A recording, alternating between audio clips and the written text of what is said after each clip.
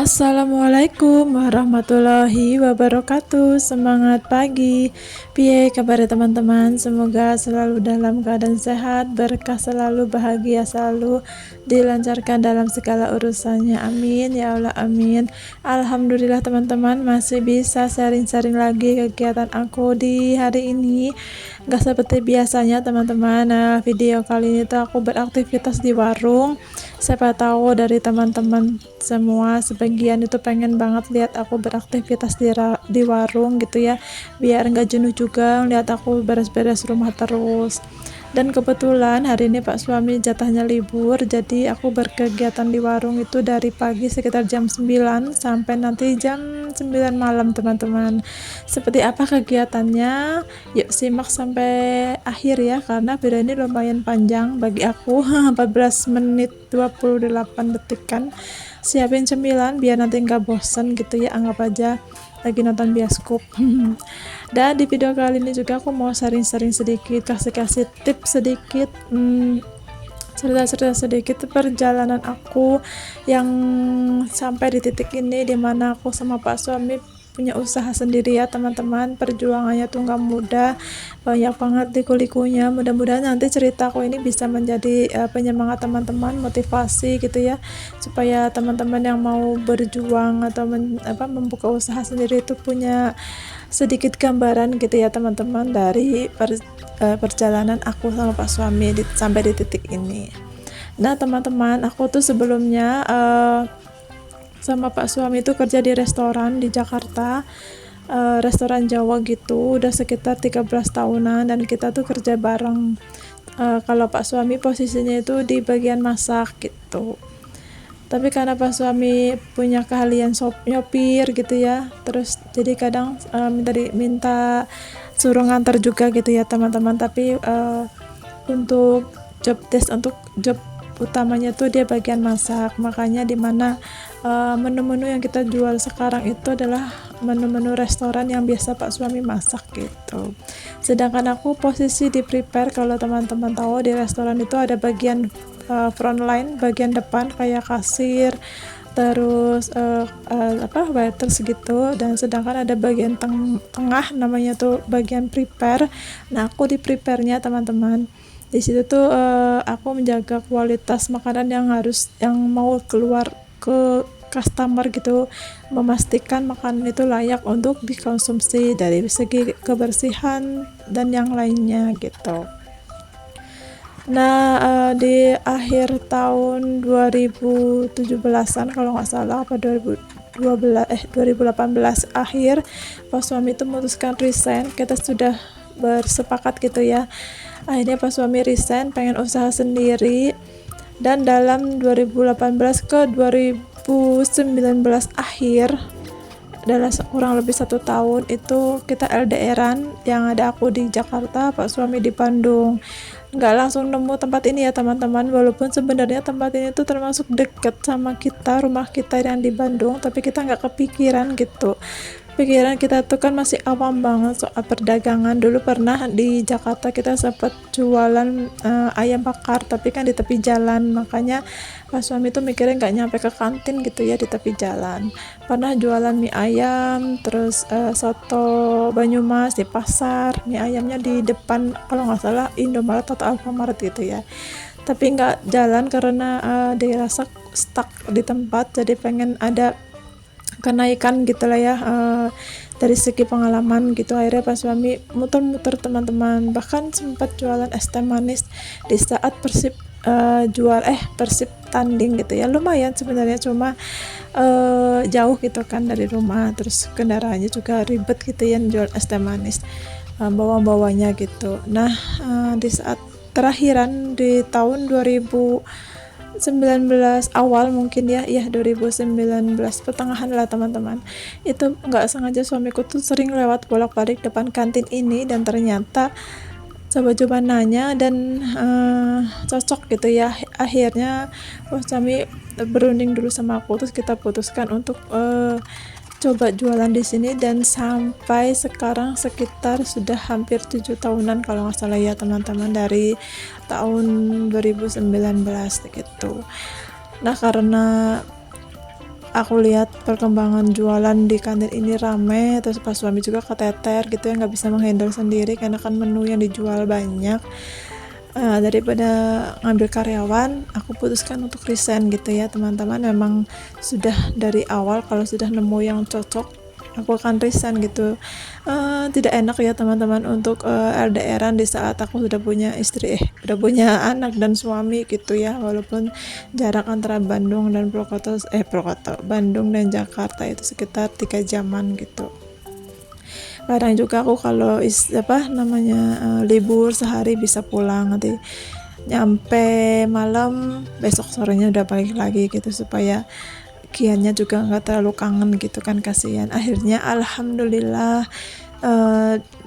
tahun 2019 akhir Desember aku putuskan untuk resign teman-teman, walaupun berat, terus manajemen juga menyayangkan gitu ya, apalagi posisi aku sudah bagus di situ. Tapi aku balik lagi ya teman-teman, merasa tidak enak sekali gitu berjauhan, apalagi melihat suami itu badannya sering sakit gitu karena terlalu capek sendirian megang usaha gitu. Akhirnya kita ambil keputusan, kita akan berjuang dari nol gitu ya.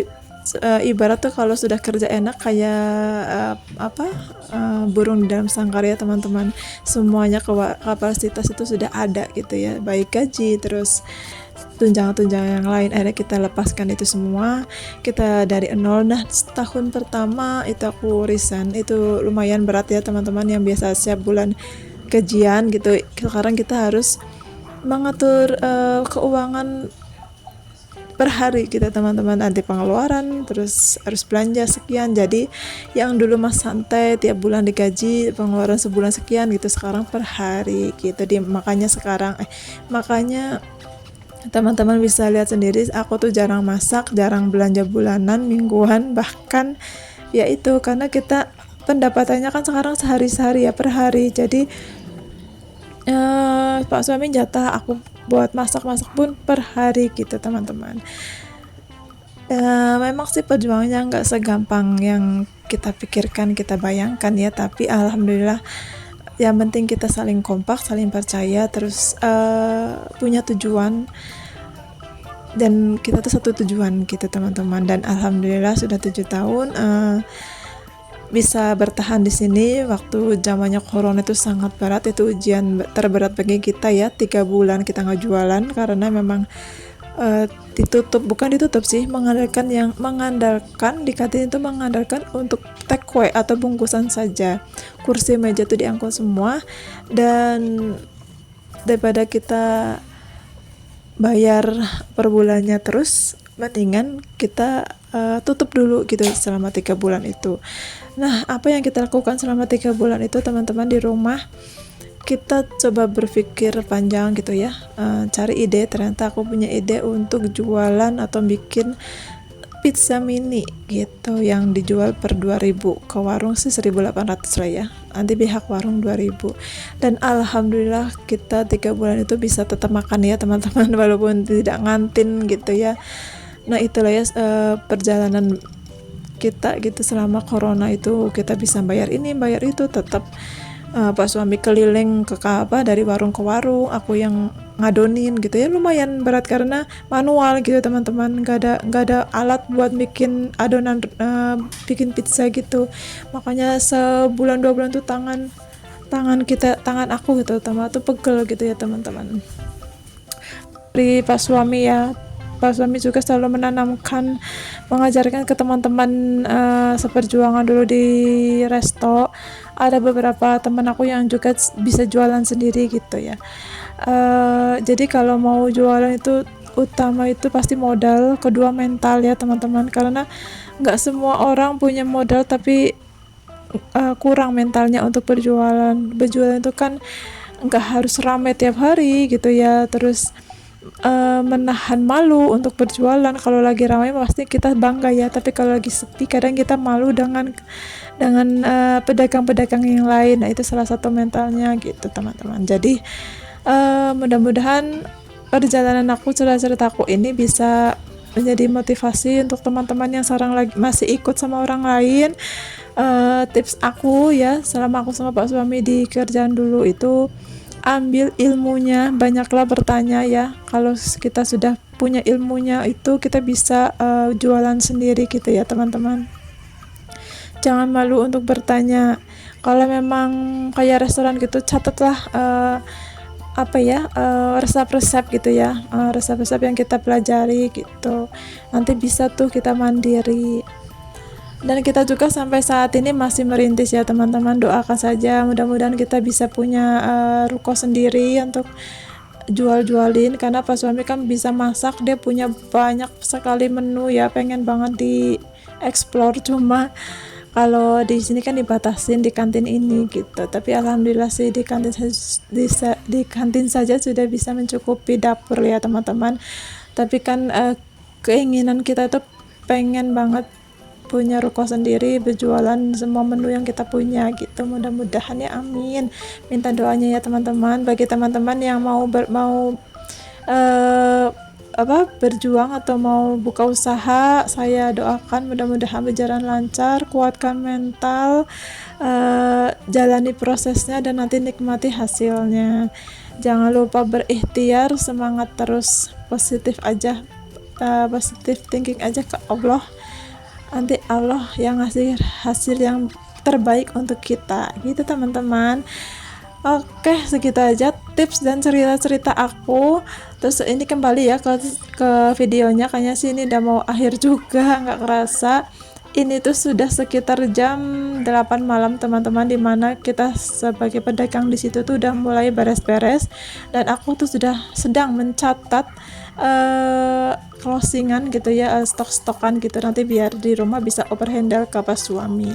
Karena ini kan hari Rebo ya, besok tuh hari Kamis, dan hari Kamisnya aku libur, jadi harus overhandle benar-benar sisa-sisanya berapa dari aqua, dari mineral, maksudnya dari kerupuk, dari tadi receh, terus sisa kayak Royco dan yang lainnya itu kita catat. Tapi kalau untuk perdagingan kayak kikil, daging ayam dan yang lainnya aku nanti di videoin gitu, karena kitanya sudah terbiasa kerja di resto, jadi setiap closing kita tahu ya apa yang kita harus lakukan, overhandle gitu teman-teman. Nah ini juga untuk urusan di kantin ini, jam segini tuh udah ada sebagian yang pulang gitu ya, karena emang aku doang yang agak ribet untuk closingannya. Kalau mereka kan lebih ke apa ya, tidak perdata ya, kalau aku kan apa harus ditulis gitu. Bahkan pendapatan, misalnya ada orang beli apa aku catat, orang beli apa aku catat gitu loh teman-teman, terbiasa. Dan ini jangan lupa untuk cabut gasnya, lampunya, cek dulu semuanya apakah sudah bisa ditinggalkan gitu ya. Walaupun di sini ada sapam yang menjaga sampai pagi, tapi tetap keamanan kita harus masing-masing gitu ya teman-teman, karena kan sapam juga kurang paham juga setiap lapak kita gitu, terutama listrik dan gas, takutnya bocor sih. Nah ini udah jam 8:30, jadi waktunya aku pulang. Nah seperti ini aja aktivitas kegiatan aku kalau lagi di warung ya teman-teman, super sibuk kalau sendirian, tapi alhamdulillah masih bisa bikin vlog di sini gitu. Sampai jumpa ya teman-teman di lain video. Assalamualaikum.